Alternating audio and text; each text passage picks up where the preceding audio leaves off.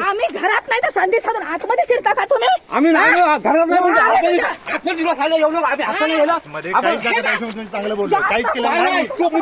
काहीच केलं नाही तुला माहिती नाही त्याची जागा आमची गेली तरी हे नाही 12 कोटी जागा किती काढली भांडणं करू मी पद्धती सांगितलं आम्ही नसताना आम्ही असताना फिरला असत ना आम्ही लग्नाला गेलो असताना तुम्ही फिरला बोललो होतो याला माहिती नाही नंतर बसून जायचं ना